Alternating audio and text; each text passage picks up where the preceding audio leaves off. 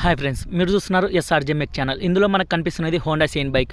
ఇదైతే యాక్సిడెంట్ అయింది. యాక్సిడెంట్ కావడం వల్ల కస్టమర్ అయితే దీన్ని స్క్రాప్కి వేయాలనుకున్నాడు. స్క్రాప్కి వేస్తే 2500 వస్తుందని చెప్పారు. నేను 3500 ఇస్తా, నాకు ఇచ్చేసాయన్నా అని చెప్పాను. స్క్రాప్కి పోయే బైక్ నేను ఎందుకు తీసుకున్నానంటే, హోండా షైన్ బైక్లకి హోండా కంపెనీ ఏదైనా కానీ స్పేర్స్ చాలా కాస్ట్లీ. మనం ఏం టచ్ చేసినా కూడా స్పేర్స్ అనేది కాస్ట్లీ ఉంటుంది. అందుకని నేనైతే తీసుకోవడం జరిగింది. ఇందులో మనకు కనిపిస్తున్నది రెడ్ ఫైర్ సీడ్ యూనిట్. ఆ రెండే మనకి ఎంత లేదన్నా కూడా 1100 అలా పడతాయి కంపెనీవి.